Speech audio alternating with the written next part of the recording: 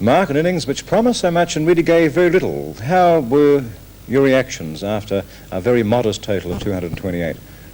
Well, I think it was better than it looked even then and now, with the benefit of hindsight. There were problems associated with the pitch and the quality of it. It wasn't easy batting out there, but what you say is correct. A lot of hard work had been done by Wright and Anderson, Congdon, and then, well, I guess through some pretty inept batting, we didn't score a big total. But in the circumstances, it wasn't.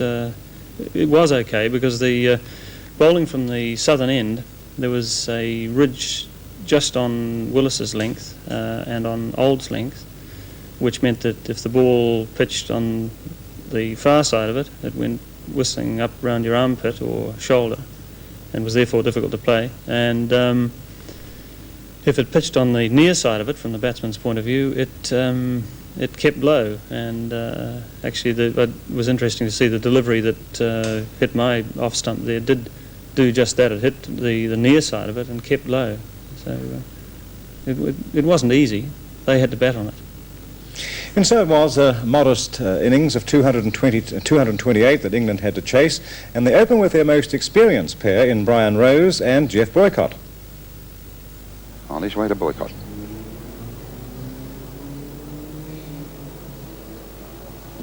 And a loud appeal, and that's got to be close.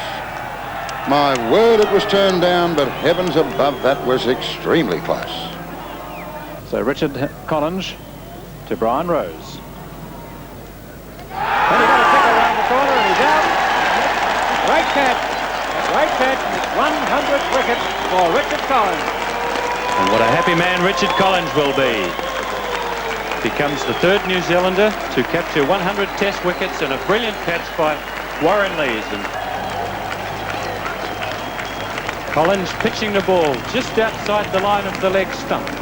Rose attempting the leg glance, getting a very fine edge, and Lees covering a lot of ground to his right, taking a brilliant one-handed catch. Jeff Howe very close there and on the offside. Probably no more than 4 or 5 feet away. Full toss. And bowled round his leg. Stephen Bock's first Test wicket. Not a good delivery, but Miller playing all round it and bowled. So Jeff Miller out on a vital breakthrough for New Zealand just prior to stumps. And let's have a look at it again. Bock bowling well up. In fact, a full toss. Miller playing right around it and losing his leg stump.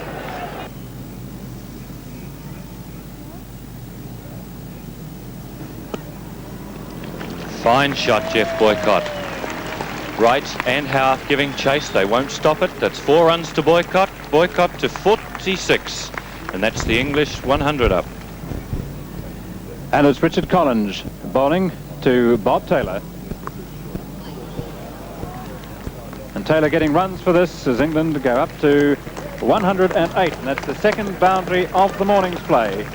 Richard Collinge yesterday captured his 100th Test wicket and bowled very well indeed.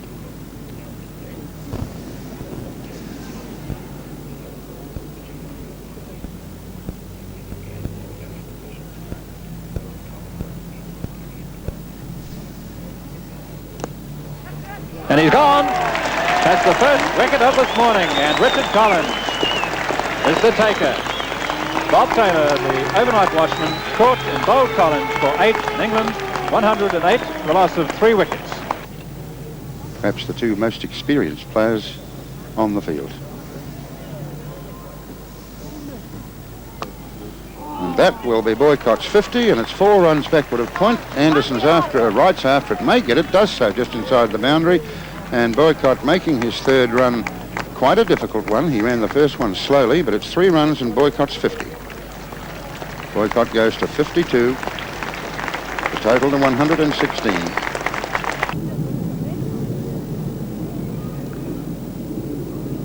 Oh, sparring, and he's caught brilliantly. Caught brilliantly by Mark Burgess, that second slip. That was a good bit of cricket by New Zealand. Richard Hadlee pitching just short of the length and moving the ball away off the seam. Graham Roope facing his first delivery from Hadlee. And a good one too. Moving away again, and Roope nowhere in line, flashing quite a bit of fresh air between bat and ball. Hadlee again. And this time he's gone, caught behind. So the long, painful innings of Graham Roope has at last come to an end, and fittingly, it should be Richard Hadlee that takes his wicket. England 5 for 183, Roope out for 37.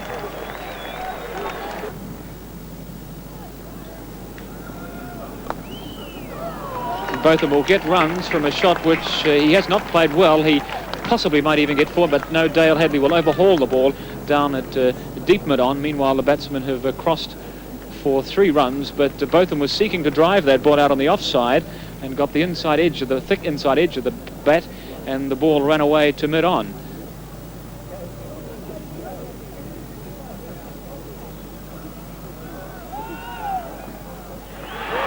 And he's gone.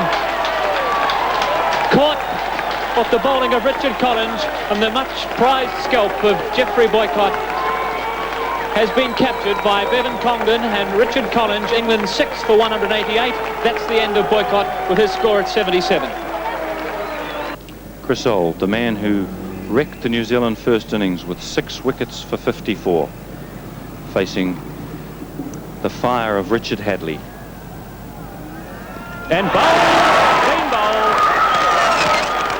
And that looked to me as if Chris Old was looking for another short pitch delivery, but Richard Hadlee pitched the ball right up, and Old certainly giving himself plenty of room. Congdon on his way back. Takes a minimal time to bowl an over, does Bevan Congdon. Little outside leg stump, another shriek, and he's given him out. He's given him out. Congdon bowled the floater yet again, and Edmonds is gone, LBW, and England all out for 215. Mark, the pattern of the England innings was very much like ours, wasn't it? It was. I think the fact that Boycott, with his fine technique, was able to survive, and but that everybody else struggled to get in, was confirmation that the pitch held some pretty awkward things. The shots that we've seen there illustrate that a number of the England batsmen weren't keen on getting behind the ball. The same sort of pattern. Everybody would sort of battle away, get maybe a few or not many, and then eventually just get out. You'd be pretty happy, would you not, with the New Zealand attack? It looked pretty good. We talked about the England batting looking brittle. It did look brittle against Hadlee and Collinge, and also well backed up by Bevan Congdon and young Boock. Yes, right. The thing to do in those circumstances is to make sure that you don't bowl bad delivery so that the batsman can cash in. Consistency of line and length is all important, and the guys stuck to the task and the agreed policy that we had before we went on the park.